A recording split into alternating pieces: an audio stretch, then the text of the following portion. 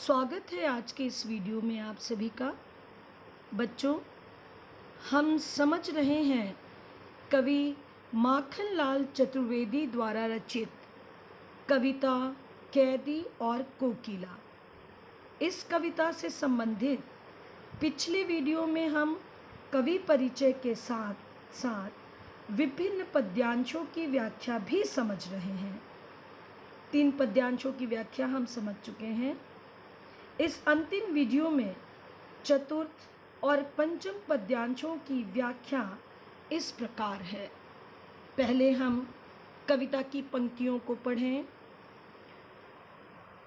काली तो रजनी भी काली, शासन की करनी भी काली, काली लहर कल्पना काली, मेरी काल कोठरी काली, मेरी लौह श्रृंखला काली, पहरे की हूँ कृति की ब्याली, तिस पर है गाली ए आली, इस काले संकट सागर पर मरने की मदमाती, कोकिल बोलो तो अपने चमकीले गीतों को क्यों कर हो तैराती, कोकिल बोलो तो।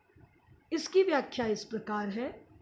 कवि कोयल को संबोधित करके कहता है, कोयल तेरा रंग काला है, उसी तरह आज की रात भी काली है।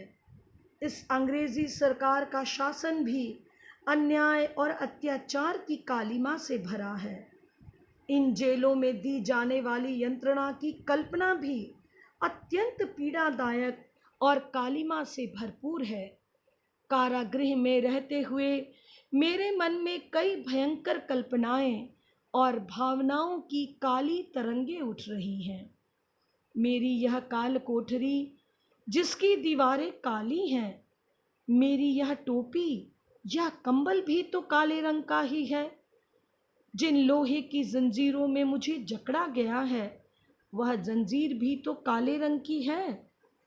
इस काले अंधकारपूर्ण अन्यायपूर्ण वातावरण में पहरेदार की हुंकार मुझे सर्पणी के समान डसने वाली लगती है सखी, अथवा सर्पणी से बड़ी काली बंदूक के लिए ये पहरेदार मेरी कोठरी के बाहर दिन रात पहरा देते हैं। मानो मैं भागने वाला कैदी हूँ। यह मुझे गाली समान लगती है सखी, अथवा पहरेदार जो मुझे खरी खोटी सुनाते हैं वह भी मुझे गाली समान लगती है ए सखी। ए सखी कोयल, कारागृह के इस काले भयानक संकट सागर में हम कैदियों के साथ तू क्यों मरने की ठान कर आई है। उत्साह जोश से भरी हुई कविता गीत सुनाने आई है क्या? क्या तुम पर भी आज़ादी की क्रांति जागृत करने का नशा और जुनून सवार हो गया है? इस प्रकार कवि कोयल से अपने मन की बात कहता है। हम 5वें पद्यांश को देखें।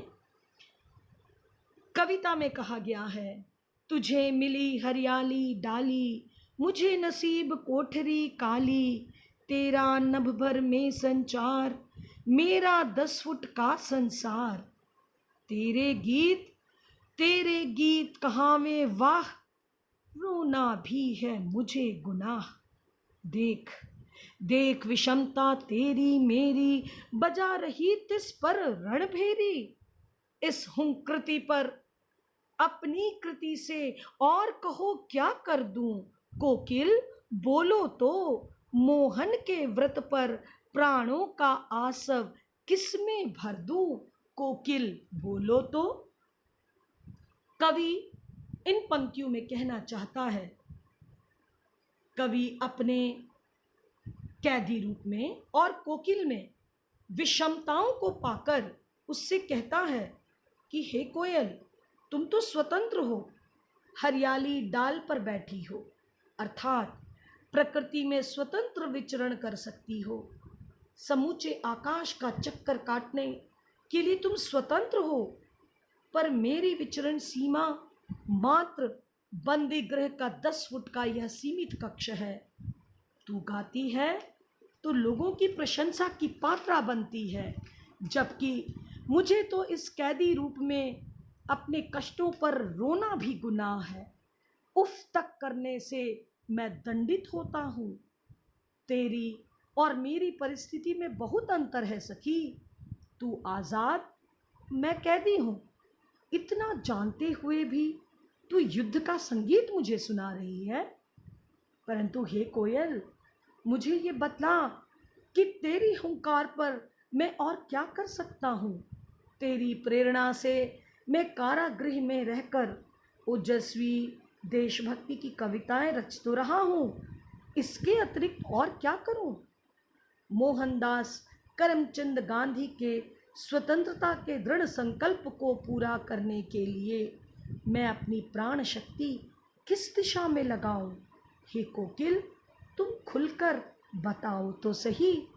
इस प्रकार कवि माखनलाल चतुर्वेदी ने उस रात्रि के नीरव अंधकार में रहते हुए, अपनी जेल की कोठरी में बंद रहते हुए, स्वतंत्र विचरण करने वाली एकांत की उस साथिन कोकिल से अपने मन की बात इस प्रकार प्रकट की है। उम्मीद करती हूँ बच्चों कि कविता की व्याख्या आपको समझ में आ गई होगी। इसके साथ ही, इस अंतिम वीडियो के साथ ही, कविता कैदी और कोकिल का यह भाग समाप्त होता है। अगले अध्याय के साथ अगले वीडियो में मैं फिर उपस्थित होंगी। तब तक के लिए धन्यवाद।